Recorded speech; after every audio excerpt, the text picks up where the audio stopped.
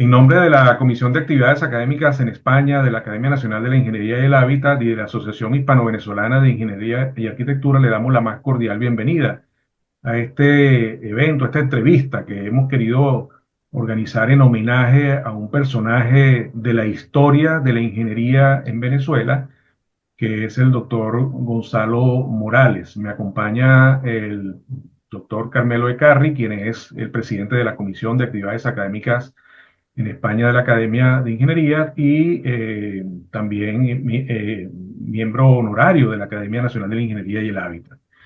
Don Gonzalo, para nosotros es un auténtico placer en la víspera muy cercana del centenario de su nacimiento, razón por la cual también hemos querido hacer este homenaje y esta entrevista para recoger esos testimonios de vida, tanto desde el punto de vista personal como desde el punto de vista profesional y académico, en virtud de que revisten importancia para la ingeniería en Venezuela y sobre todo para la academia como tal de ingeniería y la actividad universitaria de un profesional de su trayectoria. De verdad que le agradecemos esta oportunidad. Creo, probablemente, ya nos lo confirmará usted, pero no creo que haya ninguna otra persona que tenga 99 años todavía en actividad como miembro de la individuo de número de la Academia de Ingeniería. Y bueno, vamos a comenzar ya, Carmelo, vamos a interactuar entre Carmelo Ecarri y yo para hacer las preguntas. Y obviamente lo primero que nos interesa es conocer sus orígenes, dónde nace Gonzalo Morales, quiénes son sus padres, dónde hizo sus estudios primarios, dónde vivía, en qué parte de Venezuela en su infancia. Don Gonzalo, adelante. Ok, muchísimas gracias, don Oscar. Bueno, Gonzalo Morales nace el 18 de febrero de 1925. Mi padre era venezolano también, José María Morales Roa, tachirense, militar de la época de Gómez, graduado en la Escuela Militar de Venezuela en 1921. Y mi madre era venezolana también, de, no caraqueña, sino de Ocumare del Tuy, Rosina Emperatriz Morales, ella era Wurstorm, un apellido alemán. Mi abuela era de origen alemán. Así es que somos venezolanos típicos, porque por parte de mi padre son 300 años por lo menos de historia venezolana. Y por parte de mi madre, 200 solamente. Yo, es, yo creo ser un testigo de lo ocurrido en Venezuela durante el siglo XX y lo que va del XXI. Un testigo imparcial, porque sobre todo no he estado vinculado a ningún gobierno específico. Eh, Desde que me gradué como ingeniero, he trabajado, muy poco tiempo trabajé con el Ministerio de Minas, pero básicamente es con la empresa privada, tanto Ya, venezolana como con los Estados Unidos, los institutos de investigación americanos. Así es que yo soy un testigo y puedo hablar con imparcialidad, creo. Así es que eh, me eduqué básicamente, la primaria, toda la hice aquí en Venezuela, primeramente en el Instituto San Pablo en Caracas. Eso debe haber desaparecido hace algunos años. Y luego en Mérida, eh, mantuve, digamos, perdón, estudié la primaria en Mérida, comencé la secundaria en La Grita y luego parte de la secundaria la hice en Colombia, en Cúcuta, por motivo de un libro revolucionario que, que, que, que me encontraron en el, que me habían dado otros estudiantes. Y entonces mi papá le dijeron, no, sácalo de aquí porque lo van a comunizar. Ah, Entonces mi papá caramba. me mandó a Colombia, Eso fue estando en bachillerato. en el Táchira, eso era en el Táchira. Perfecto. ¿Cuántos hermanos? Entonces, bueno, entonces, Su familia. pero, perdón, ¿Cuántos hermanos son ustedes? ¿O eran ustedes? nosotros fuimos ocho, ocho de mi madre, Rosina Emperatriz, y una hermana del segundo matrimonio de mi mamá. Mi mamá murió cuando yo tenía 12 años, o sea que mi hermana más pequeña quedó de 3 meses. Y mi padre murió cuando yo tenía 22 años. Así que de los 22 años para acá, est- prácticamente que he estado solo, bastante solo, pues. Así que me tuve que formar yo solo. Perfecto. Entonces, Tenía una tía que me ayudaba mucho, pero más nada, no tuve más ningún pariente que... Así es que esa perfecto. es la historia, esa es la Termina, historia. termina el Eh, bachillerato. El bachillerato lo terminó ¿dónde? Perdón, ¿Dónde se graduó de bachiller? terminé el bachillerato en Venezuela, en el Liceo Fermín Toro, Ujú. pero luego pasé inmediatamente para mi papá, el 45, emigró a los Estados Unidos y de los 8, 5 nos fuimos con él para California. Y entonces ahí yo inmediatamente me inscribí en la Universidad de California y ahí estuve. No pude estudiar ingeniería porque no me aceptaron, porque todos los puestos de las universidades estaban tomados ese año por los veteranos que regresaban de la guerra. Entonces, yo estuve, pues, digamos, rodeado por los veteranos que viajábamos en carro desde el pueblo donde vivíamos con una hermana de mi papá que había migrado años antes y estaba casada ahí, con un español, por cierto. Y entonces viajábamos todos los días del pueblo donde yo vivía a Berkeley, que es donde yo estaba estudiando física. No pude estudiar ingeniería, sino física. Perfecto. Pero cuando se graduó de bachiller en Venezuela, ya quería estudiar ingeniería. ¿Cómo? Ya, cuando se graduó de bachiller en Venezuela, ya quería estudiar ingeniería. Cuando se graduó en el Fermín Toro, ya su vocación era hacia la ingeniería. Mi, mi profesora de química se llamaba Ruth Lerner. Yo creo que es conocida Claro que sí.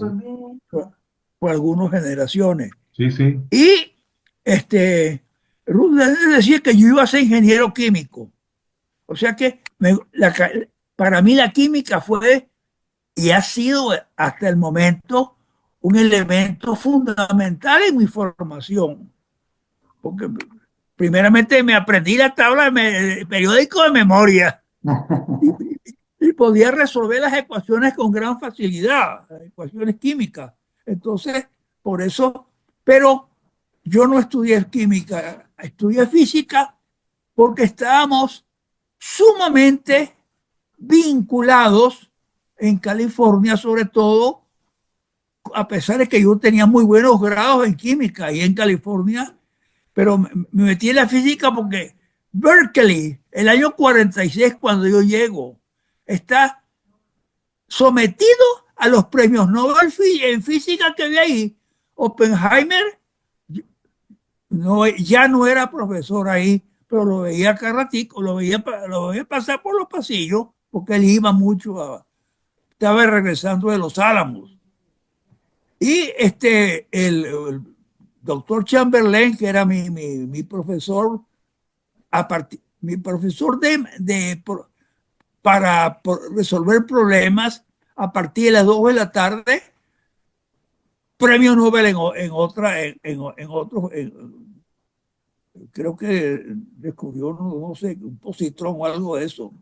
Y bueno, y así había como 5 o 6 premios Nobel en ese momento en Berkeley. Entonces, digamos, me resolví estudios de física y el Perfecto. grado que obtuve ahí era en física. En Venezuela se graduó de bachiller en el Liceo Fermín Toro, que además de la profesora Ruth Lerner, ¿qué otros profesores recuerda del liceo? Bueno, recuerdo a Julio Urbina. Julio Urbina me daba física, electricidad, y después él se graduó de ingeniero civil. Eh,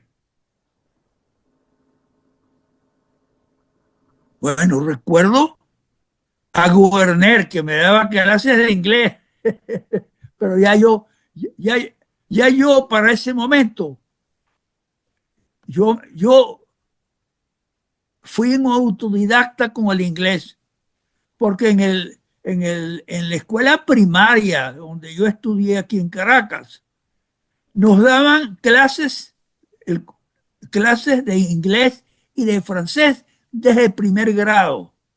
O sea que yo tuve el contacto con los idiomas extranjeros desde que estaba en primer grado. Y mi madre también me inspiraba para el inglés. Mi madre me sentaba en sus rodillas y me empezaba a dar clases de inglés. Perfecto. O sea que Una pregunta que se me quedó en el aire. ¿A qué se debió la emigración de su padre y de la familia el año 45? ¿Por razones políticas fueron? ¿El golpe de Estado del 45? ¿Alguna razón de ese tipo? exactamente. El 18 golpe de de octubre. Estado, hubo un cambio de gobierno, a los militares viejos, o sea, ya de, de, de otra, de otra extracción, los votaron, los dieron de baja. Entonces yo le dije a mi papá, papá, yo me voy para los Estados Unidos porque mi tía me quiere que me vaya a estudiar para allá. ¿Por qué no te vienes con nosotros y con la pensión de oficial que tienes tú aquí, que aquí no te alcanza? Allá en California puedes comenzar un negocio y comemos todos desde el negocio. Y él le escribió a mi tía y ella le dijo, vénganse todos. Y nos fuimos todos. En esa época no había ese problema de hoy en día que hay que pedir no sé qué cosa por una visa. No, le dieron a él la visa con los 5. Bueno, con 4. Ya yo tenía mi pasaporte para irme para los Estados Unidos. Nos fuimos porque yo le insistí que no fuéramos. Y, Perfecto, y, con la tragedia de que él murió al año. Al año nos dejó solos allá. perfecto. Así Entonces, es que, el año 45, usted está en California, tiene 20 años de edad, no, 46.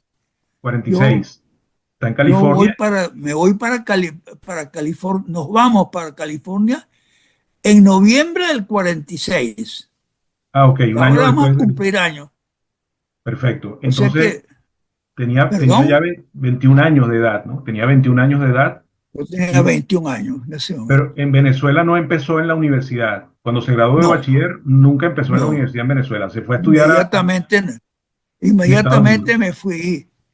Completé cursos de matemáticas que me en un high school del pueblo donde vivíamos para entrar a la universidad. Eso fue 6 meses. Y luego entré a Ahora, la universidad. ¿cuándo ¿Perdón? decide irse a Inglaterra a estudiar ingeniería mecánica? Porque entonces estuvo un tiempo Bueno, yo en regresé de los Estados Unidos a el Venezuela. año, el año 50. Y entonces, un tema que no he abordado, no, no es, digamos, indispensable que lo aborde. Yo tenía compañeros militares, yo había estado en el ejército en una escuela militar en los Andes. Y entonces los compañeros míos militares que ya eran oficiales me invitaron para que fuera profesor en la escuela militar. Y entonces estuve el año 50, el 51 y parte del 52 de profesor en la escuela militar y en varios liceos. Pero en algún momento, el año 51, como que creo que fue 51, me fui a trabajar a la Shell. Y la Shell al año me llamó un día y me dijo, mira, te vas a ir para Inglaterra a estudiar. ¿Cómo? Bueno, vas a estudiar Inglaterra ya. Pero yo había hecho unos trabajos aquí en la Shell de ingeniería, pues. Entonces, bueno, tú te vas a graduar. Y entonces hice digamos, el resto del tiempo. En Inglaterra me dieron la equivalencia por parte de los estudios que yo había tenido en la Universidad de California en física. Perfecto. ¿Y Todo eso cómo, las matemáticas las matemáticas y la física me la equivalieron. Entonces yo en lugar de estudiar 5 años en Inglaterra, estudié solamente 4 años y me gradué de ingeniero allá. Luego pasé a Alemania. perfecto? En Venezuela en aquella época no había ingeniería mecánica. La vocación por estudiar ingeniería mecánica, ¿por No, dónde le yo vino? no creo, yo no creo, yo no creo. Y ya la Shell me dijo, ah, estudia ingeniería mecánica. Pero en Venezuela no había estudios de ingeniería mecánica todavía. No, yo creo que la mecánica la, la, la crearon por allá como el 67. No, no, el No, 60. no, perdón, el 57. Exacto, por ahí. Ajá. El 57. Perfecto. Entonces tengo aquí anotado que el año 56 se gradúa en la Universidad Técnica de Loughborough, ¿no? En el Reino Unido. El Y Lósboro. Loughborough se llama, Universidad Técnica de Loughborough. Y también en artes, que veo por acá en la Universidad bueno, tuvo el estudio de física en la Universidad de California en Berkeley, que fue lo que nos contó, y después hizo el doctorado en Austria. En Yo la, en los Estados Unidos, ajá, parte del problema, parte de mis actividades en los Estados Unidos fue que me metí mucho en el tema de la aviación. La aviación en ese momento era de problema número uno, pues, en las potencias que había en ese momento. Entonces me metí mucho, ahora le voy a dar el dato. Entonces, este, cuando yo regreso a Venezuela, yo traía un conocimiento muy fuerte de aviación y eso lo intensifiqué en la Shell precisamente, que tuve mucho que ver con escribir sobre problemas de aviación. Entonces, por eso es por lo que ellos me pasan como ingeniero mecánico y no como ingeniero aeronáutico, que es lo que yo quería. Yo quería ser ingeniero aeronáutico. Y un compañero aquí en Caracas me dijo, no estudias aeronáutica porque no vas a conseguir trabajo. Estudia mecánica, que es mejor, mucho más amplio. Sí, Y yo me fui por ahí, por ese camino. a menos de volver otra Entonces, vez a entonces, checar. entonces dentro de ese problema de resolver el cambio, me metí mucho en el tema de la aviación y, y anecdóticamente en el problema de los cohetes, que los cohetes era el tema que los alemanes habían puesto a última hora, desde el 44, bombardeando desde la costa holandesa a Inglaterra, sobre todo a Londres. Ellos destruyeron una parte de Londres con los cohetes. Eso me interesó a mí bastante. Pero entonces, cuando yo estaba en la Shell, me metí tanto en el tema de la aviación que escribí un libro. Este libro, ¿Qué es la este propulsión libro, a chorro de las turbinas a gas? ¿Qué? Claro, ajá, lo perfecto. leen bien, Sí, sí, ¿qué es la propulsión a chorro y gas las turbinas a turbinas gas? y Ujú. mire la fecha, Es, la fecha sí no la 53, veo. 53. en Madrid, Perfecto. en Madrid. Eso lo escribí yo aquí en Caracas y cuando me fui para Inglaterra, el avión, gol- el avión iba saltando era KLM, de Caracas a Paramaribo, de Paramaribo a Dakar en África, de Dakar a Lisboa y de Lisboa a Madrid. Entonces en Madrid me quedé como 15 días o una semana, no sé cuánto, y aproveché de publicar el libro y yo mismo lo Ok, sufragué.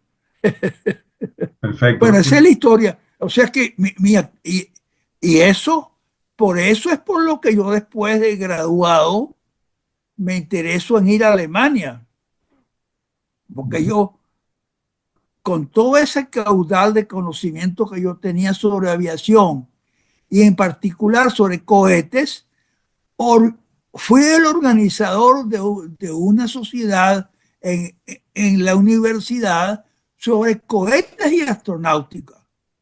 O sea, creé la ciudad, una organización, nosotros dábamos conferencias tanto en la universidad como íbamos a otros sitios donde nos invitaban a dar conferencias y traíamos a los expertos ingleses sobre entonces nos llamaban los locos, porque en el año 53 nadie creía ni en proyectiles dirigidos, ni en ¿cómo se llama? Ni en cohetes, pues.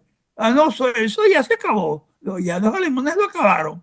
Y resulta que, y según me contaban los muchachos, compañeros míos ingleses, hubo un ministro inglés que cortó las investigaciones sobre cohetes en Inglaterra.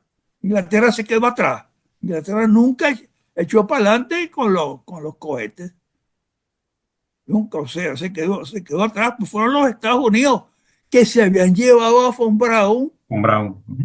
y entonces Von Braun es el padre de los cohetes en los Estados Unidos, con un grupo de alemanes él se llevó como 600 trabajadores e investigadores.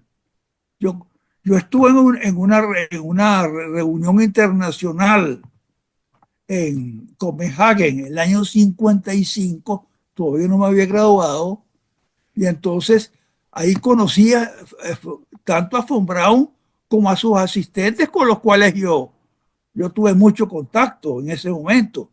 Y anecdóticamente, por primera vez en agosto del 55, vienen dos rusos a Copenhague a la conferencia internacional que había organizado la British Interplanetary Society, que era la que más movía el tema interplanetario y de cohetes a nivel mundial, pues, la British. Nosotros, yo fui con el grupo alemán a Copenhague. Fuimos invitados por el grupo alemán. O sea que éramos invitados de la British Interplanetary Society. O sea que éramos pioneros, todos eran un grupo de loquitos italianos, franceses y los grandes expertos alemanes que sí fueron los que se quedaron en Alemania. El doctor Senger, gran, importante diseñador de aviones, con su esposa Irene Brett. Por eso hubo un bombardero que era el bombardero Brett Senger. El doctor Senger, a ambos los conocí. Y anecdóticamente,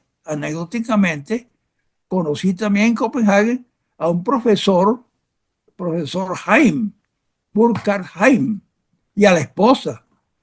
Y entonces él era yo no recuerdo si era ingeniero químico, no tenía los dos brazos, el brazo no lo tenía, lo que tiene era un muñón en cada brazo y ciego. Una explosión en Peenemünde en las investigaciones sobre cohetes. Y él me invitó a que cuando pasara por Alemania, pasara por la Universidad de Göttingen. Y allí en la Universidad de Göttingen era para que conociera al profesor Carl Friedrich von Weizsäcker. Von Weizsäcker, hermano de uno que fue después Richard von Weizsäcker, que fue presidente de Alemania después, pues, después de la guerra. Y el profesor von Weizsäcker era un gran investigador del ciclo del carbono. Creo que es uno de los padres de, no sé si, no creo que yo sepa, no tuve.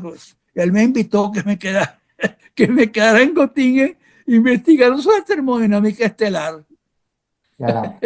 Y te iba a hacer Y yo una. le dije que no podía, A ver, no Gonzalo, podía. te puedo hacer la pregunta, ¿cómo se veía todo este proceso educativo en medio de la Guerra Fría? Acuérdate que para esa época los rusos estaban embalados en el desarrollo de los cohetes y de los Sputnik. Los Sputnik son de esa década de los 50, ¿no? Entonces, Estamos hablando del año 50, de agosto del 55. Y la British Interplanetary Society hacía una reunión internacional siempre en agosto en alguna de las capitales europeas, porque el resto del mundo no existía. Una vez en una parte, otra vez en otra. Ese año le tocó a Copenhague y era la primera vez que iban los rusos a una conferencia internacional, pero nadie le hacía caso a eso, nadie. Eran un acuerdo de locos que se reunió en Copenhague. El año 56, esa misma reunión se efectuó en Barcelona de España, a la cual yo iba a asistir. También asistieron los rusos y yo no pude porque tuve que regresarme a Alemania por una reunión que tenía ahí. Y el año 57 la reunión fue en Roma. El año 57 la reunión fue en Roma. Asistieron los rusos. Los rusos asistieron en parte de la reunión y se fueron de repente se fueron. Y al día siguiente volaron los rusos al cohete con la perrita laica. Al día ah, siguiente. A 57. partir de ese momento, yo estaba en Berlín en ese momento, o sea que yo estaba en un restaurante almorzando cuando oí los pregoneros gritando ofreciendo un periódico. Yo lo debo tener todavía por ahí. Los rusos lanzaron, a partir de ese momento, los rusos se convirtieron en la primera potencia en cohetes. Había Y, el dejado a los americanos atrás. y los Pero satélites. los americanos tenían a Von Braun. Entonces Von Braun aceleró la investigación y creo que para marzo del 58 volaron el primer cohete que, que, que fue verdaderamente algo respetable, un cohete ya de mayor proporción. Perfecto. Voy a, Así voy es a que hacer. esa, Sí, veo aquí que hizo el doctorado en Viena, en Austria. El doctorado lo hizo en Austria. ¿En qué hizo la tesis doctoral? ¿De qué fue su tesis doctoral? la tesis mía doctoral fue eh, el, el nombre en alemán, este, la transferencia de calor en eh, en las toberas de los cohetes que, que utilizan propelante líquido. Yo observé en todo ese trayecto de investigaciones sobre aviación que los cohetes que lanzaban, sobre todo los americanos, ¿ves? En una época en que casi no se conocía eso, pero yo observé que los cohetes se fracturaban y caían. Y para mí era que un problema de transferencia de calor muy fuerte en la tobera, y resulta que yo propuse una ecuación diferente, pues. Ustedes deben recordar que la ecuación que rige la tobera son las tres ecuaciones: Reynolds, número de Reynolds, Prandtl y Nusselt, son los tres. Entonces, pero yo tuve que Perfecto. regresar, eso fue el 58, y al 58. 58 hubo cambios en Venezuela y yo tuve que regresar a Venezuela. Más Ah, nunca pude volver. regresa a Venezuela el año 58 y Exactamente. entonces hace la reválida en la Universidad Central, tiene su título el año 61 y Sí, yo, después, yo, yo yo solicité la reválida por ahí el año 60, creo yo, o 59, no recuerdo cuándo. perfecto. Y después aquí tengo anotado ya como gerente técnico de Battelle Memorial Institute, pero eso es el año 67. Desde que llega a Venezuela hasta el año 67, ¿qué estuvo haciendo? Porque eso sí no lo tengo anotado aquí aquí pone profesor de Estado Mayor, perdón, si hay algo, profesor de Estado Mayor de la Escuela Superior de la Fuerza Aérea, De, del año que, de, 59 al de 62. nuevo, de nuevo, de nuevo, el Exacto, Escuela tema Superior del militar con el Ejército, cual yo he estado mucho tiempo eh, relacionado. conectado. Sí, sí, Este, tengo, los- cuando regresé de, de Europa a mediados del 58, me encontré con un oficial que yo había conocido, un oficial de aviación que yo había conocido allá en Inglaterra, mayor de la aviación. Caramba, ¿por qué tú no nos das un curso sobre proyectiles dirigidos en la escuela superior? Entonces, a partir de ese momento, bueno, yo lo tengo por aquí. Ese primer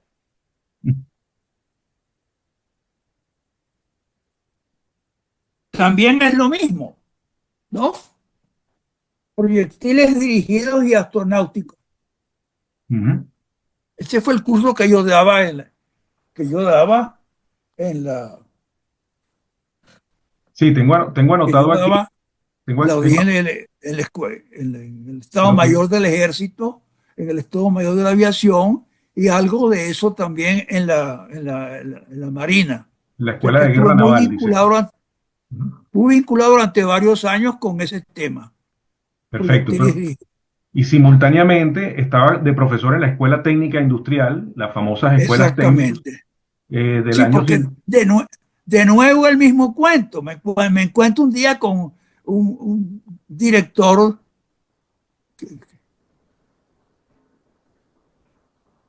Tudela. ¿Tú conociste Tudela? Rafael Tudela. Sí. Ujú. Tudela era director de la Escuela Técnica Industrial. Chico, estamos necesitando un profesor que para tal cosa. No recuerdo qué era, matemática. Bueno, mira, vale, yo no soy profesor, pero yo les puedo dar las clases mientras consiguen otro. Ahí me quedé 20 años. Aquí dice, Hasta que a los 20 años, bueno, se me acercó un político y me dijo: no lo necesitamos más a usted. Perdemos, pero no lo podemos tener aquí. Y me sacaron del Ministerio de Educación. Esa es historia, eso es verdad. Un vaya, político, director político del ministerio. ok, Está ocurriendo, y sigue ocurriendo. sí. Estoy viendo por aquí, profesor de la Escuela Técnica Industrial en Máquinas Térmicas y Metalurgia, del año 59 al 74, Física Aplicada y Termodinámica, después en la Universidad Santa María, del año 61 al 65, Exactamente, Industrias Básicas y Proyectos Industriales en la Universidad Católica, del 63 al exactamente. 65, y después Refrigeración y Aire Acondicionado en la Universidad José María Vargas, que ahí coincidimos. Yo estuve dando unas clases en la Universidad José María Vargas y ahí coincidimos. No sé si usted se acuerda, pero ahí coincidimos unos años también, un par de años por lo menos. Así es, así es. Entonces, bueno, esa es la trayectoria que veo aquí académica, pero después también fue gerente técnico de Battelle Memorial Institute del año 67 al 70, también presidente de Servicios Industriales Suramericanos, ¿Cómo? presidente de Servicios Industriales Suramericanos, es lo que estoy leyendo aquí, ¿no?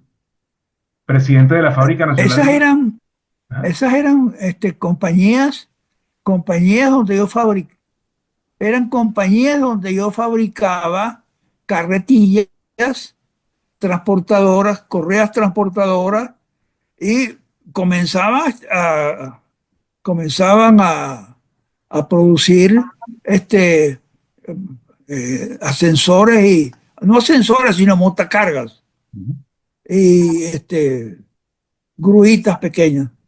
Pero perfecto. Sí. la falta de ayuda y tuve que cerrar. Sí, Fábrica Nacional de Transportadores y Montacargas, y después también miembro Exactamente. de la Comisión de Industrias de Fedecámaras, estuvo también en Fedecámaras, miembro de la Subcomisión de Ciencia y Tecnología y de la Comisión para la Reforma del Estado, también estoy viendo por acá, del año 86 al Estaba 87. Gabaldón ahí de presidente o de Perfecto. director de esa comisión. Debe recordar eso. Perfecto. Entonces aquí, bueno, es lo que tengo anotado ya del desempeño profesional. Esto me lo estoy chuleteando del currículum que está publicado en la página de la academia, ¿no? Pero también fue presidente de la Cámara Venezolana de la Refrigeración, de Venacor, que es una organización bastante prestigiosa, y director de la Fundación para el Avance de la Ciencia, de Fundavac, del año 2000. Presidente de la Comisión de Ciencia y Tecnología del Colegio de Ingenieros, también tuvo una actividad gremial ahí, y director alterno de la Unión Panamericana de Asociaciones de Ingenieros, esa es la UPADI, ¿no? La famosa UPADI. Y bueno, veo también las publicaciones que tuvo. Ahora, cuando llega a Venezuela, en la parte personal, se casa en qué año? ¿Cuándo contrajo matrimonio? ¿Cuándo nacieron sus hijos?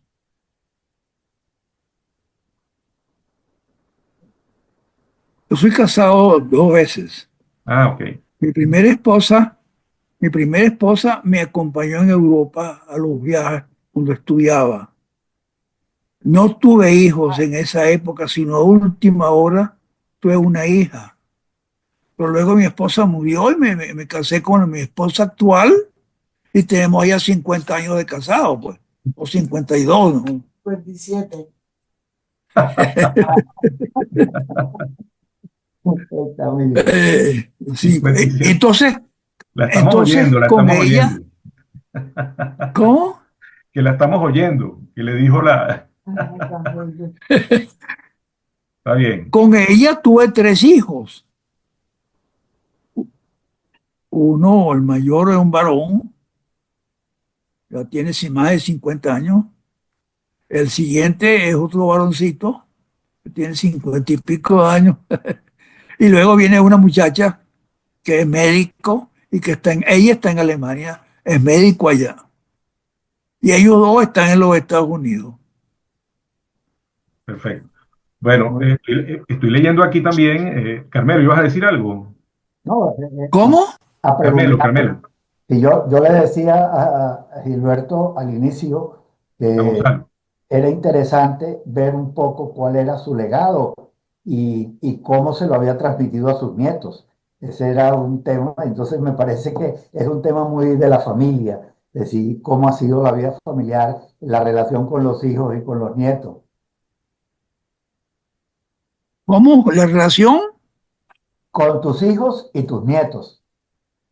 no oí bien. Ah, con tus hijos y tus nietos, con los hijos y Concha, los nietos. tradúceme, Oscar. Sí, que cómo ha sido su relación con sus hijos y con sus nietos desde el punto de vista, bueno, existencial, ¿no? No, muy bien, muy bien, muy bien. Este, con mis hijos, perfectamente bien. Yo estuve encantado porque mi esposa fue muy, muy fuerte con ellos y los puso a estudiar, pues. Entonces, a- a- ella es embajadora de profesión. Entonces ella, cuando estuvo en el exterior, ayudó mucho a la hija a que hiciera cursos de posgrado por allá y ella hizo los posgrados en Alemania y por eso se quedó allá, trabajando allá. Y el otro hijo, el menor, trabaja en los Estados Unidos. Él es asesor allá de asuntos de innovación y de tecnología. Tiene varios años trabajando únicamente en ese campo. Y el otro es industrial, pues trabaja en negocios y eso. Y los nietos, Los nietos son pequeños todavía. todavía. Yo tengo un nieto que es ingeniero, pero está en este momento en Portugal porque la compañía que tenía aquí no le resultó. Está trabajando a medio tiempo y allá sí le está yendo bien. ¿Y qué le comentan los nietos de tener un abuelo de casi 100 años de edad? Ellos no se dan cuenta. Bueno, me están esperando en los Estados Unidos para hacer una fiesta. Así es que posiblemente estaré por allá con ellos para febrero. Perfecto. Estoy viendo por acá que ha tenido unas condecoraciones bien importantes. El trabajo en las Fuerzas Armadas fue relevante. Tiene la Cruz del Ejército, segunda clase, y tercera clase. Tiene la Cruz de la Fuerza Aérea, en tercera clase. Tiene la Legión al Mérito Aeronáutico. Y luego, desde el punto de vista civil, la Orden Andrés Bello, en primera clase, la Orden Francisco de Miranda, en segunda clase, el Premio Vicente Lecuna y varios reconocimientos del Colegio de Ingenieros. Así que en ese sentido ha tenido también una trayectoria bien reconocida, ¿no? Y luego lo que nos convoca también a comentar un poco cómo fue su involucramiento con la creación y la incorporación a la Academia Nacional de la Ingeniería y el Hábitat, porque usted es uno de los miembros fundadores de esa academia. Bueno, muy bien.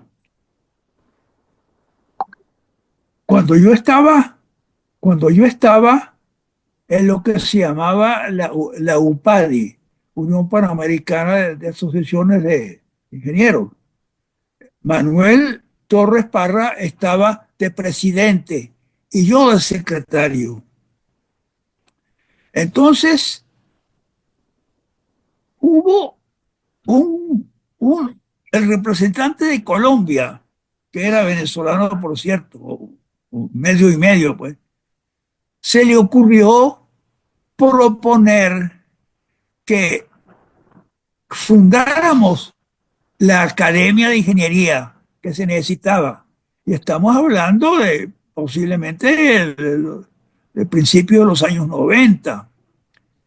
Entonces nosotros preparamos un borrador, pero un borrador muy preliminar. Y este, este señor se lo llevó a Ramón Velázquez, que era el presidente encargado. Ramón le dijo a ellos, le dijo a él, a los que lo llevaron, que no era conveniente que él sacara la academia con un decreto, porque otro presidente que viniera después podía eliminar el decreto y así acababa la academia. Que lo metiera en el Congreso. Efectivamente, eso se llevó al Congreso, de alguna manera se, perdón. Entonces, pero el organismo para llevarlo al Congreso fue el Colegio de Ingenieros. Y el Colegio de Ingenieros, donde yo actuaba como presidente de la Comisión de Ciencia y Tecnología, fue el que, digamos, promovió la idea y lo llevó al Congreso durante el Congreso de Ingeniería que tuvimos aquí en el Hilton el año 94. El presidente del colegio era Orlando Peñalosa Roa. Entonces, él lo entregó al presidente de la Cámara de Diputados, que era Lauría. Y a partir de ese momento comenzó a tramitarse desde ese momento hasta el septiembre del 98, cuando por fin de, caramba, no Tudela estaba en el Congreso y ayudó mucho a que eso se diera. Oberto era presidente, no, Oberto no era presidente. La presidenta del Congreso era una Ixora Rojas, que es la que lo firma. En septiembre del 98 me llama Oberto y me dice, tenemos academia. Entonces, bueno, a partir de ese momento vino todo el trámite, el, con- el presidente del Colegio de Ingenieros prepara un listado transitorio, digamos, de los 35 miembros y se lleva al Ministerio de Educación, el Ministerio de Educación lo lleva al ¿cómo se llama? De la Secretaría. Y bueno, en ese cambio cambiaron los nombres, pues. Salieron unos y entraron otros. O sea que fue básicamente el Colegio de Ingenieros con el Ministerio de Educación los que prepararon eso. Y yo fui nombrado miembro de la comisión organizadora. Estábamos Héctor Hernández Carabaño, colega, ¿cómo se llama? Él era eh, ingeniero agrónomo. ¿No? Ustedes lo conocieron, imagino yo. Sí, de nombre. Este, y estaba Héctor, estaba los que conformamos la dirección del, digamos, de la academia después. Porque en la primera reunión que hubo en el ministerio, el Colegio de Ingenieros que asistió al presidente lo propuso que los mismos que habían organizado la academia fueran en la directiva de la academia. Y por eso fuimos nosotros, yo fui vicepresidente. O sea que yo he estado vinculado directamente con la academia durante 20 años. Y ahora pues indirectamente porque soy únicamente miembro. Sí, estoy viendo que fue presidente 3 veces de la academia, ¿no? Del Cuatro 2003, veces. ¿Cuántas, 4 veces. Cuatro veces. 4 veces, exacto, 4 veces. Vicepresidente, tesorero, bibliotecario, presidente de la Comisión de Educación, presidente de la Comisión de Desarrollo Industrial y ha sido muy activo, ¿no? Entonces ahí también entramos en lo que también nos interesa de estas entrevistas es un poco la visión retrospectiva y un poco la visión prospectiva, porque yo lo he escuchado a usted en las reuniones de la Comisión de Educación Superior y siempre tiene unas propuestas y una visión interesante. Entonces yo creo que sí sería bueno recoger también en esta entrevista cómo visualiza usted no solo la visión de país en forma general, sino cómo visualiza la formación que deben tener hoy en día los ingenieros y cuál debe ser el papel que tiene que cumplir la academia para el desarrollo del país. Son preguntas un poco genéricas, pero creo que seguramente tiene respuestas que pueden ser muy específicas, ¿no? Bueno, después que usted, primeramente, ¿Eh? posiblemente el año 18 o 19, yo publiqué un libro que se llama Venezuela frente al futuro. Allí yo daba algunas ideas sobre un mundo que se estaba moviendo con una velocidad extraordinaria. O sea, la tecnología es la que está moviendo el mundo entero hoy en día, la inteligencia artificial, los robots, los drones, bueno, todo lo que significa tecnología mueve el mundo y lo obliga a transformarse. Yo creo que ese es un concepto que tenemos que mantener nosotros. Y entonces, dentro de ese concepto, yo, el comité directivo creó una comisión que se llama Comisión de Desarrollo Nacional, en la cual preside el doctor Gabaldón y está también el doctor Alegret, son los que presidente y vicepresidente. Yo soy miembro de esa comisión y es con el objeto de que de aquí a septiembre presentemos un cuadro de cómo vemos el futuro en Venezuela. Y precisamente ayer o antier yo me permití presentarles a esa directiva una idea con unas, eh, unas temas que se pueden, que se deberían o que se podrían considerar para incorporarlos ahí. Y por supuesto, entre los temas esenciales que hay que discutir está la tecnología, pero luego está la energía como un tema fundamental y la alimentación, o sea que la alimentación con todo lo que eso significa, que significa revivir el agro o darle al agro la importancia que nunca se le ha dado. Ningún gobierno se ha interesado en hacer crecer el agro.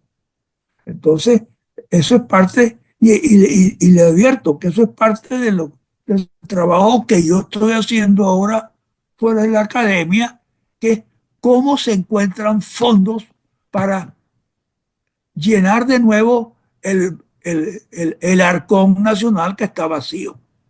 ¿Cómo se encuentra? Y voy a proponer en su momento que una parte esencial de lo que nosotros podamos producir para llenar el arcón se le dedique precisamente al agro. Eso, yo creo que eso tiene que ser esencial, porque darle, darle comida venezolana al pueblo venezolano es esencial. Entonces, yo creo pues que ese es un tema que hay que abordar. Dinero para el agro, dinero para la ganadería, dinero para la agricultura, investigación, semillas, todo ese tema hay que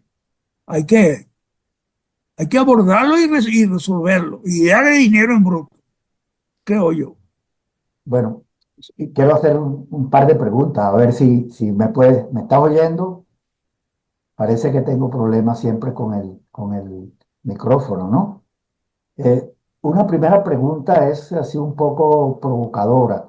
Nosotros desde hace unos 3 años atrás hemos venido teniendo una relación con la Universidad Complutense, con varios profesores, amigos. Uno de ellos es el Francisco González Redondo, quien trabaja mucho el tema, es académico y trabaja mucho el tema de la historia de la ingeniería.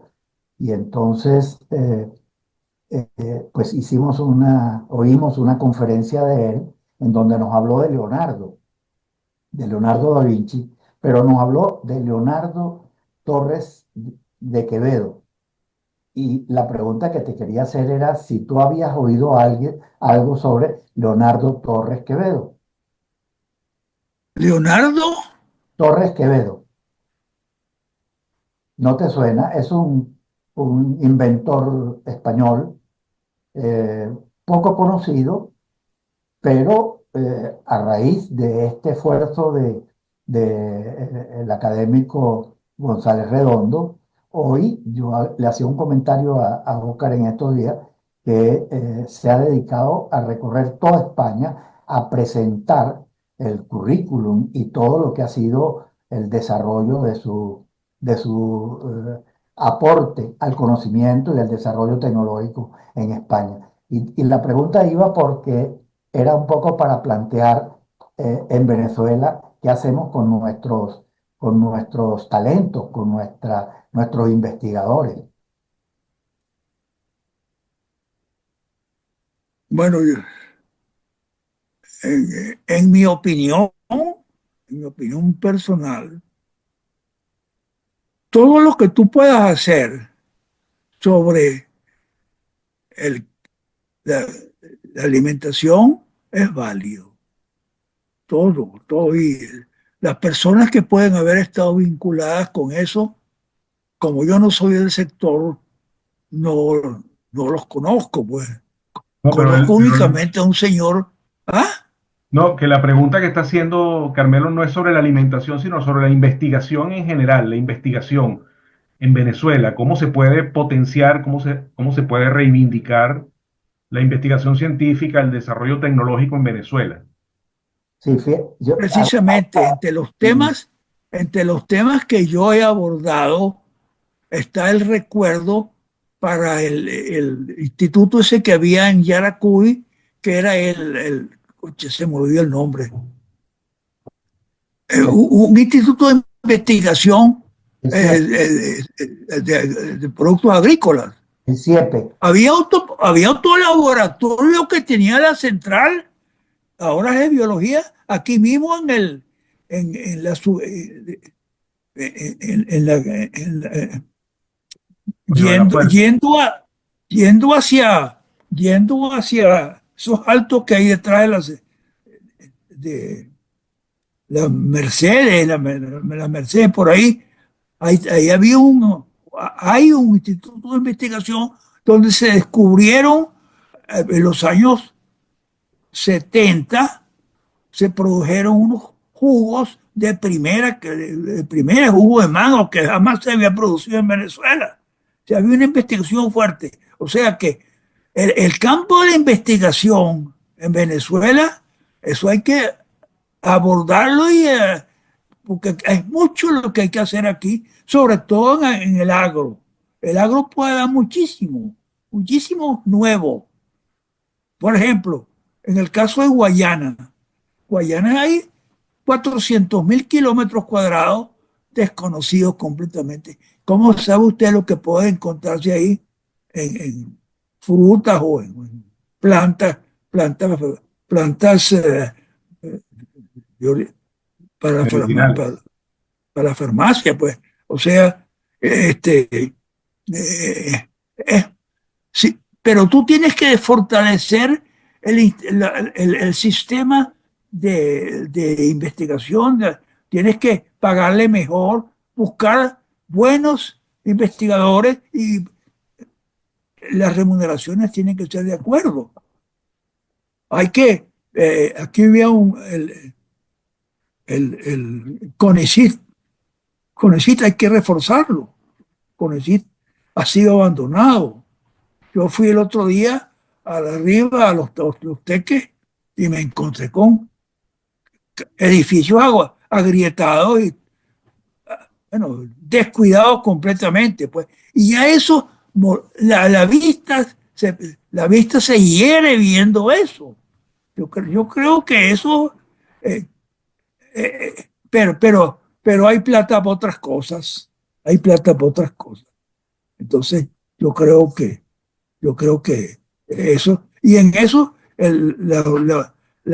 no es la academia, sino las academias tienen que apersonarse y dar el frente y decir, el país no avanza si no avanza la investigación. Y eso es verdad. Eso es país que no tiene investigación está bloqueado. No tiene futuro. Y en Venezuela, eso no. Fíjense, fíjense, por ejemplo, cuando yo fui presidente la última vez, mi última presidencia, que fue del 15 al 19, una de las primeras cosas que yo en lo personal decidí hacer era la directiva visitar la escuela de agronomía que está en Maracay, cosa que no se había hecho. Nadie la había hecho antes. Luego volvimos por una segunda vez, dimos uno, creamos nombramos a uno de los profesores, miembros de la academia, y hemos estado este, animando al sector agronómico, a todo lo que se pueda. Eso es obra mía personal, entre paréntesis. Y Vale. después Burós lo continuó.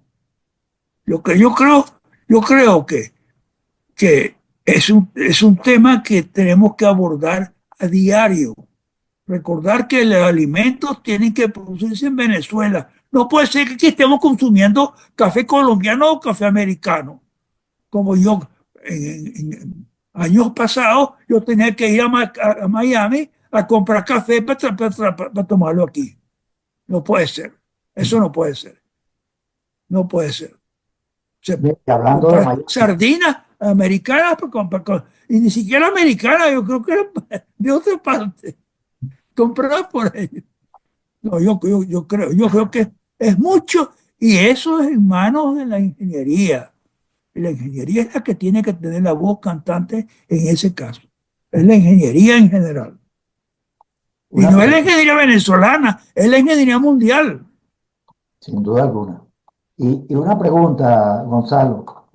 Eh, ¿Qué opinas tú de el triunfo de Donald Trump?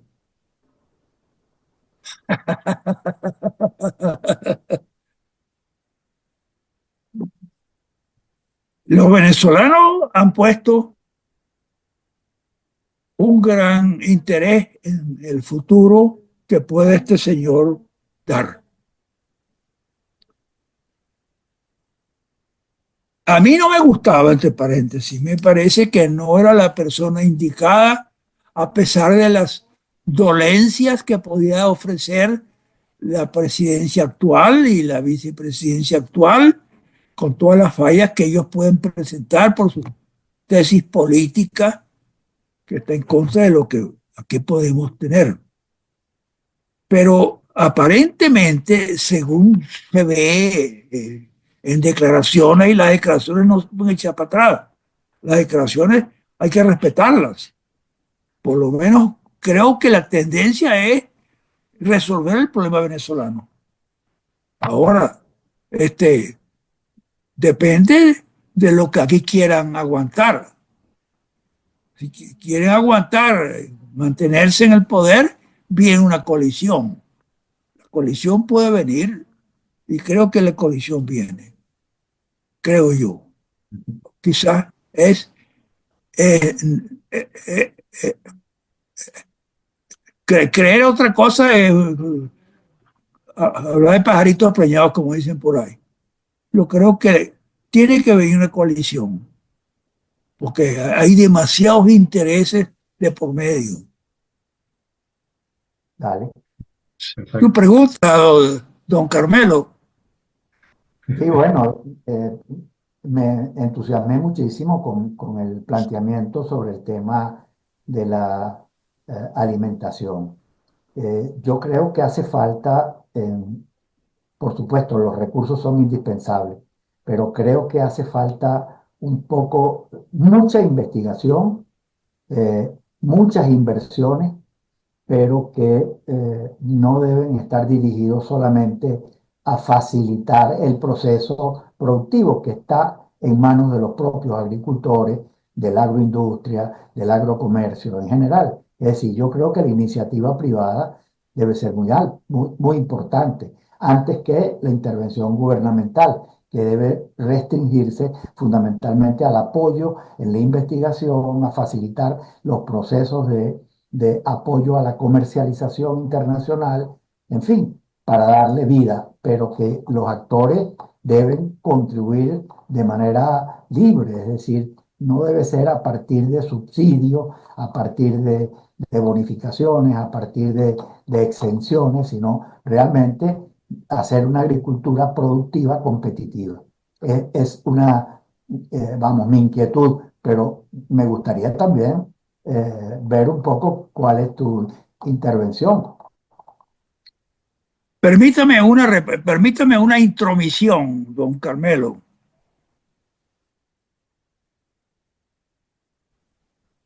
Todo está muy bello, todos los planes que podamos tener, toda la ayuda que podamos tener, magnífico. ¿Y qué hacemos con la deuda externa, don Carmelo, don Oscar? ¿Cuánto debemos nosotros a los países extranjeros?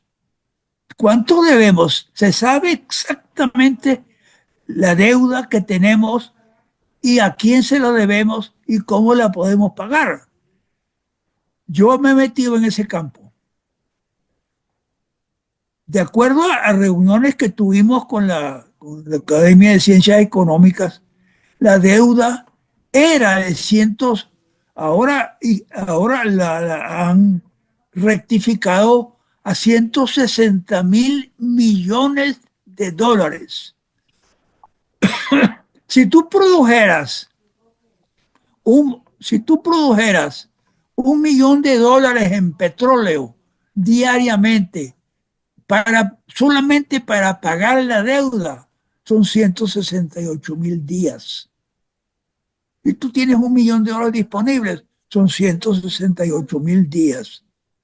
Si tú lo vendes a 90, bueno, imagínate tú, son 180. O sea, ¿cómo vamos nosotros a pagar 170.000 millones de dólares y a tener dinero además para, para corregir las fallas inminentes que tenemos? Tenemos fallas inminentes con la parte eléctrica. La mitad de los pueblos de Venezuela, incluyendo Caracas, acá ratico tenemos un apagón. Entonces, ¿cómo haces tú? ¿Cuánto cuesta acabar con los apagones? 4.000 millones. O sea que además de los 170.000, tenemos que tener 4.000 millones para resolver el problema eléctrico.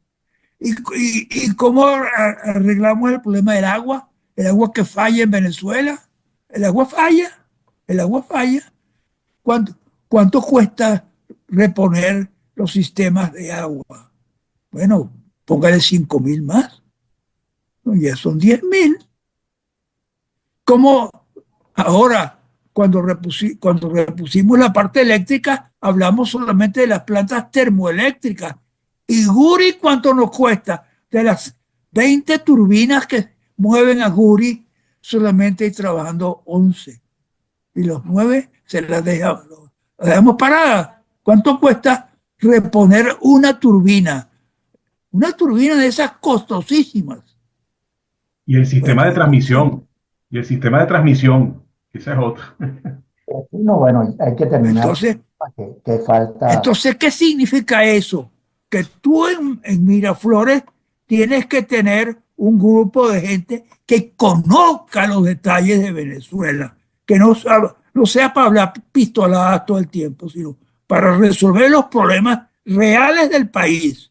Eso tiene que estar en Miraflores.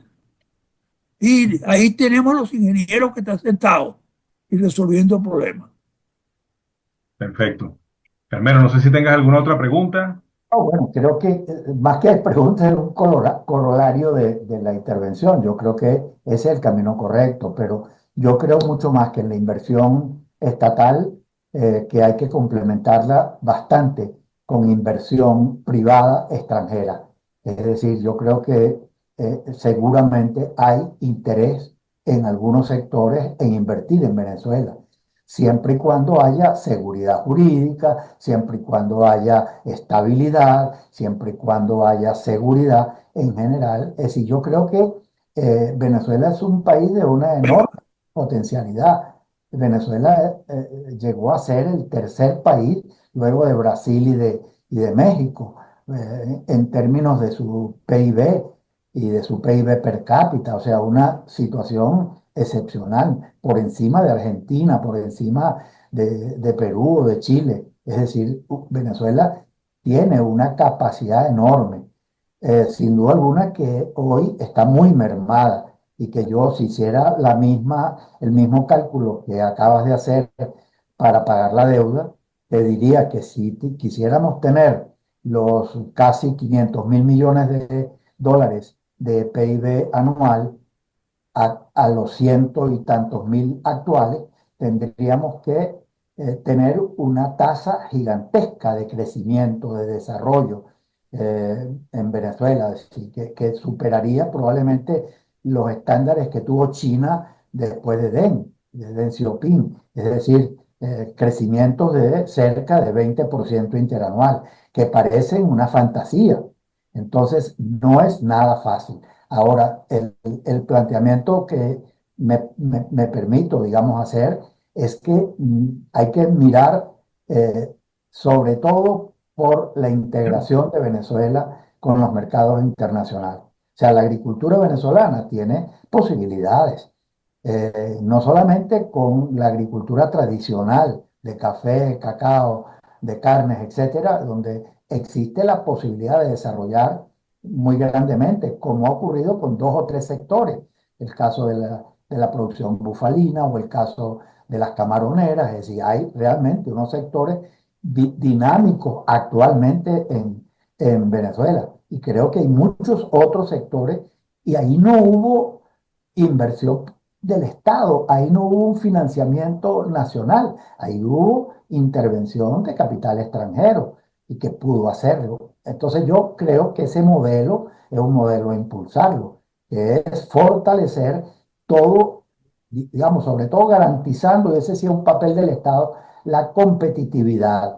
¿Por qué lo puede hacer a partir de, entre otras cosas, allí influye tasa de cambio, ahí influye el tema de los mercados, a dónde y cómo accederlo.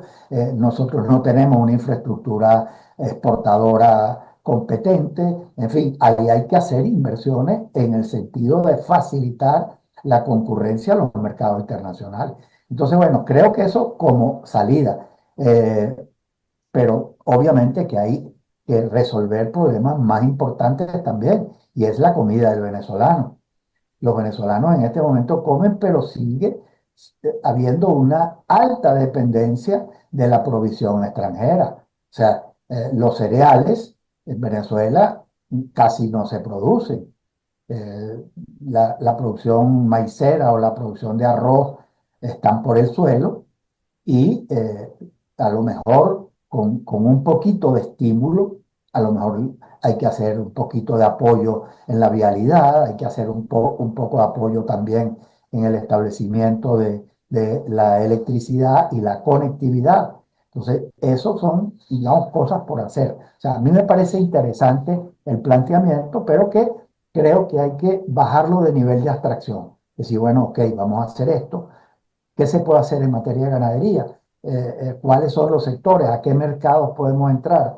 Y es posible hacerlo. Acabamos de hacer una reunión con la FAO para hablar de café y cacao, aprovechando una norma europea que se acaba Correcto. de aprobar sobre la producción de café y cacao en áreas no afectadas por deforestación. Es decir, por el contrario, en donde se ha mantenido la vegetación o la naturaleza en sus condiciones normales. Entonces, eso creo que son posibilidades, son oportunidades que hay que capitalizarlas rápidamente. Pero la entrevista no era para mí, sino más bien para intercambiar un poco contigo. Esto no creo que deba salir en el video, porque lo que queremos era saber un poco de tu opinión. Pero me gustó picarte porque sé que me vas a responder y me vas a decir, ah, bueno, ¿por qué vamos a hacer esto, esto y esto? Pero sus palabras son como si yo las hubiera dicho, porque yo pienso igualito, igualito. Yo no lo hubiera dicho mejor.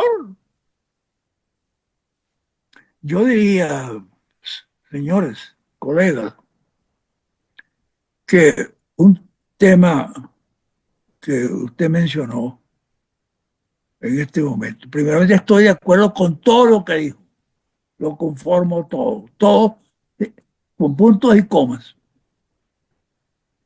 El tema fundamental que tenemos que estar nosotros pendientes de enfocar es con motivo de los cambios. Hace rato usé una expresión muy popular, no hay mal que por bien no venga. Algo bueno tiene que salir de todo este Claro, año de... Y recuerden que las fallas no son solamente los 25 años, ya había fallas anteriores.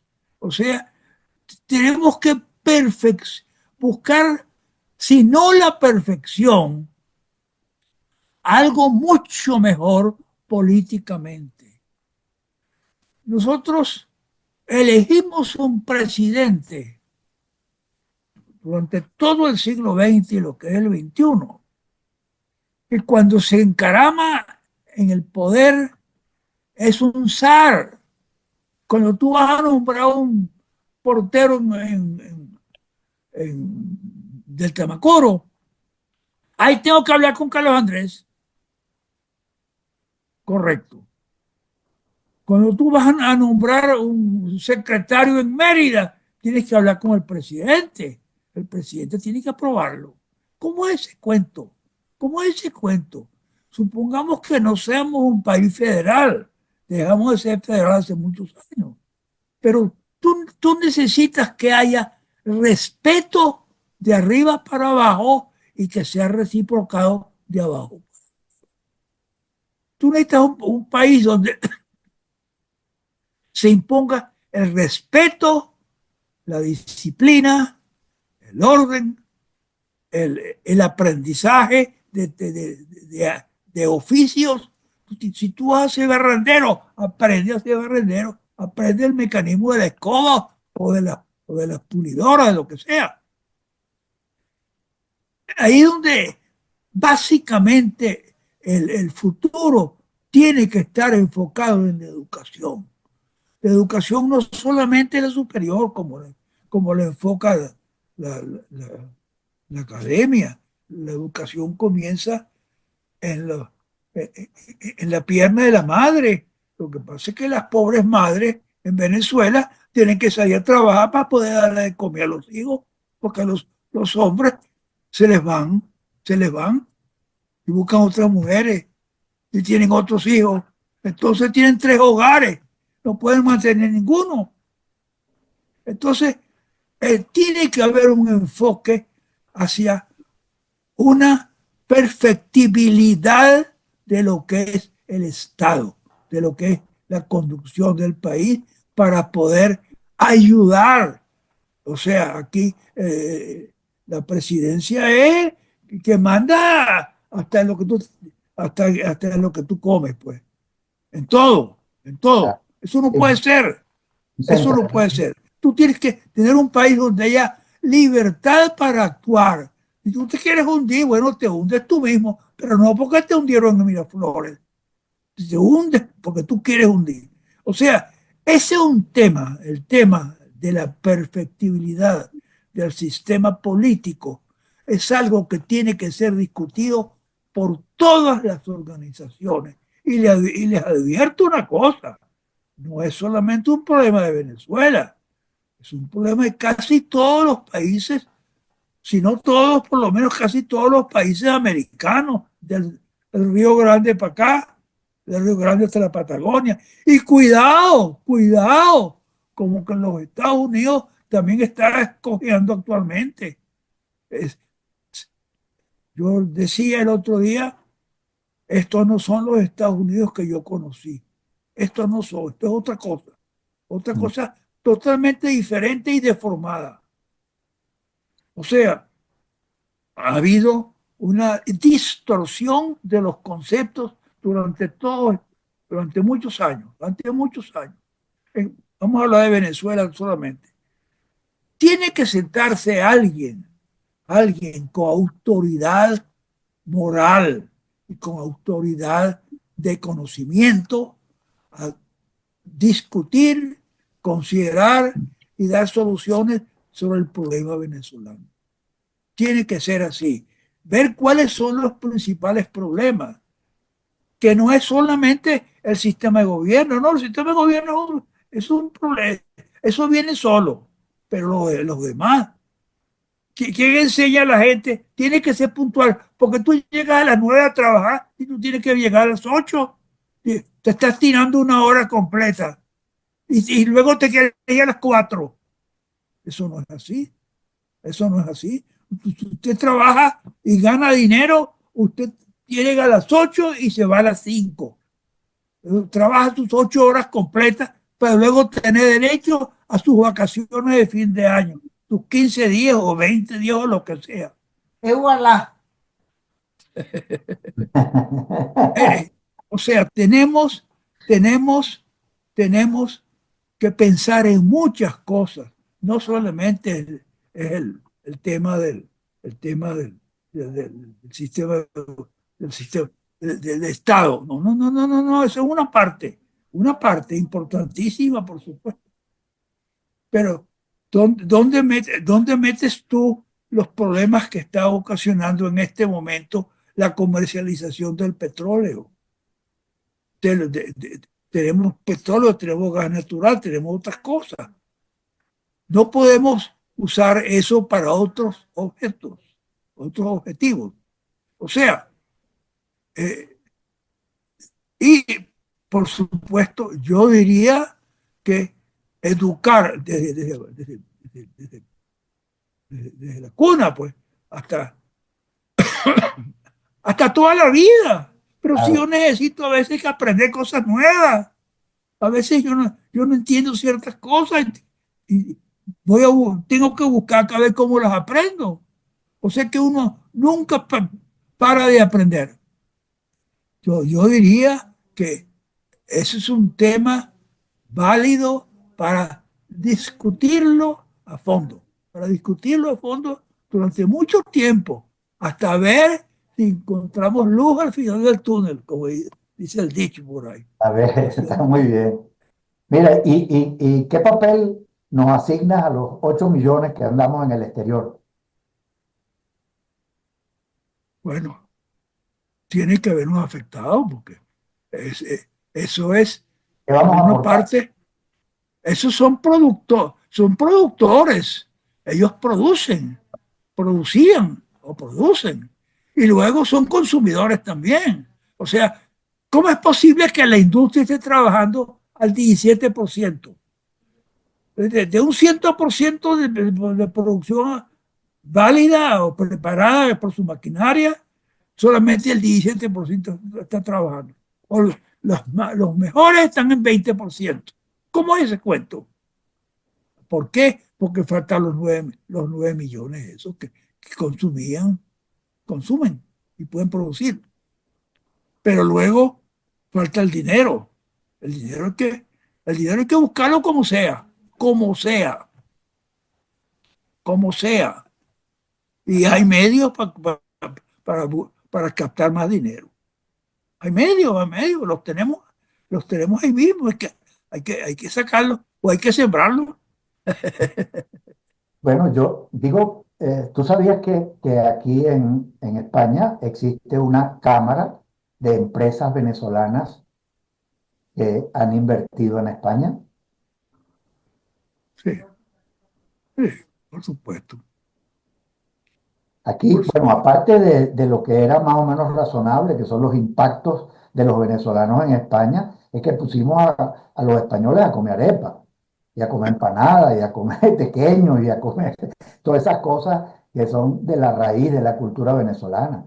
Eso se ha extendido, pero en la construcción, en el sector educativo, en el sector de la salud, sobre todo el aprovechamiento de las circunstancias de la COVID permitió que más de miles de venezolanos, de médicos venezolanos o profesionales, entraran al sistema sanitario español. O sea, realmente hay una contribución a España, pero esa contribución a España tiene también su contraparte en el sentido de que Venezuela recibe de los venezolanos acá, somos casi 600.000, recibe una remesa de cierta consideración y eso mueve la economía venezolana en la actualidad. Pero la pregunta era, bueno, ¿cómo nos veías? ¿Qué querrías que nosotros hiciésemos por Venezuela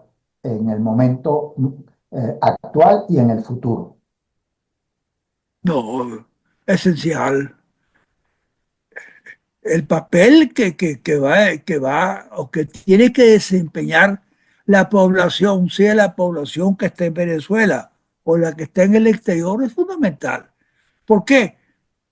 Yo he pensado mucho en el grupo que está en España, y no sé cuántos, 150.000, no sé, una cantidad grande, pero hay en las instituciones, tales como la institución respetable donde ustedes están, este, de- tiene que desempeñar un papel fundamental en la dar ideas o tesis completas sobre qué es lo, para dónde vamos en Venezuela. Pero por supuesto, depende de a quién se va a consultar. Habrá algunos señores a quienes yo no consultaría allá, pero en general, Bueno, solamente por el idioma vamos ganando. claro. Sí, como no, podemos irnos para Inglaterra, ¿Tú sabías que podemos ir a Oscar, Inglaterra. sabías que Oscar es profesor de la Simón Bolívar hoy en día? ¿Cómo? Perdón. Que Oscar es profesor actualmente de la Simón Bolívar.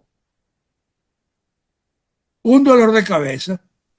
Tengo entendido que hay instituciones de la universitarias donde no se pueden dar clases de física y de matemáticas porque no hay profesores. Tengo entendido que eso se repite en el bachillerato. Entonces, qué tipo de profesionales vamos a tener nosotros con una educación mocha, cortada por la mitad? ¿Cómo es ese cuento? Yo Bueno, yo creo que, no doy clases porque no tengo alumnos en Maracay. Yo estuve en una cátedra que era la cátedra de planificación política y prospectiva y pues hoy en día en esa cátedra no hay alumnos porque los alumnos se fueron al exterior. la labor de ustedes es tremenda.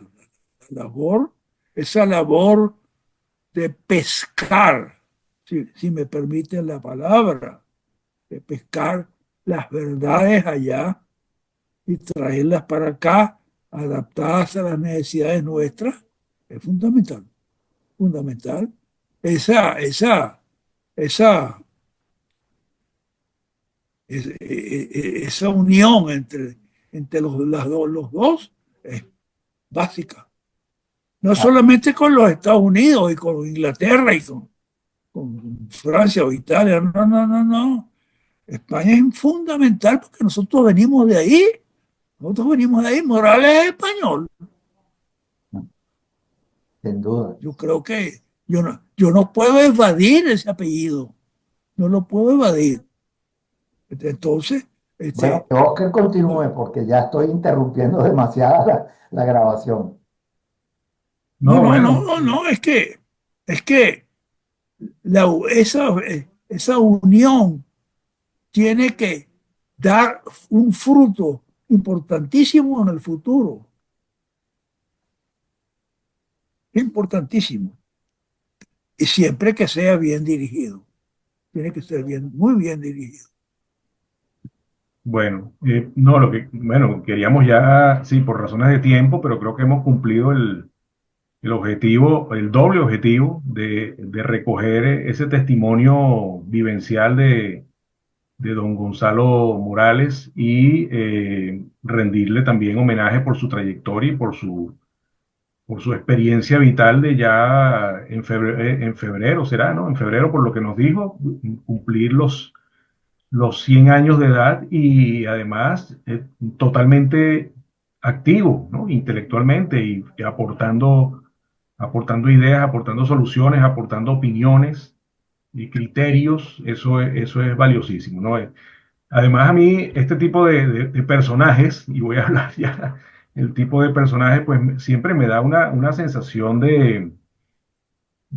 casi que de vértigo existencial, cuando uno se pone a pensar que nació en 1925, ¿no? Tenía 10 años cuando murió Juan Vicente Gómez, quizás hasta lo recuerde. Tenía 5 años cuando apareció la radio en Venezuela. Tenía, tenía ya 20 años cuando se acabó la Segunda Guerra Mundial y cuando tumbaron a Medina Angarita. Tenía casi 30 años, 28 años cuando apareció la televisión en Venezuela. Un par de años antes había sido en otros países. Tenía 30 y tantos años cuando cayó la dictadura de Pérez Jiménez, ha visto todo el tránsito de la democracia, participó y además de primera mano en el desarrollo de la carrera espacial y de la conquista del espacio, de la aparición de esa competencia por la conquista del espacio, la Guerra Fría, todo eso lo ha vivido, ¿no? Gonzalo Morales y la aparición de la computación, de las tecnologías digitales, del teléfono celular, y nos habla, y estamos hablando aquí de forma tan natural, de la inteligencia artificial, ¿no? Y cosas por el estilo. Así que cuando uno lo ve desde esa perspectiva, pues es muy interesante, muy emotivo incluso, tener a un personaje como Gonzalo Morales dándonos su testimonio de vida, y eso merece, pues, por parte nuestra un reconocimiento, un homenaje, y además queda ese legado, esa lección para su familia en primer lugar, y en segundo lugar para quienes somos sus colegas en el área de la ingeniería, y también para el país, ¿no? Creo que es una contribución, un aporte que se ha dado y que merece ser respetado y reconocido, ¿no? Entonces, yo no sé si con eso terminaríamos ya la entrevista, don Gonzalo, Carmelo, por razones de tiempo también, para darle digamos, dinamismo que hemos querido darle también a estas entrevistas, pero cumpliendo con ese objetivo de rendir el homenaje y de evidenciar el testimonio. Así que, Bueno, para mí ha sido un honor estar con ustedes, conversar de una manera tan abierta y gracias por el recuerdo de los 100 años. Qué ratico me lo dicen. Vale, Creo vale. que bueno, muchísimas gracias por no, la no, invitación, es un honor para mí y no para todo mi el familia mundo, también. no todos hablamos con una persona de 100 años todos los días, ¿no? Así que en ese sentido Creo que es un privilegio. el tiempo de la grabación tiene que ser en función de la experiencia, del talento, de las capacidades del entrevistado. Claro, claro, claro. Así Mientras es. oímos a Gonzalo, pues esto tiene que ser un poquito más larga. Sí, sí, claro. Está bien, Ahí, proporcional con el tiempo de vida, evidentemente. Está bien. Bueno, agradecerle entonces de nuevo otra vez, y bueno, cerraríamos entonces esa entrevista, y en nombre de la comisión y en nombre de la Asociación Hispano-Venezolana, pues dejamos este testimonio que estamos seguros que va a ser consultado por muchos colegas. Así que gracias de nuevo, y terminaríamos entonces la entrevista por aquí. Hasta y luego. Muchas gracias.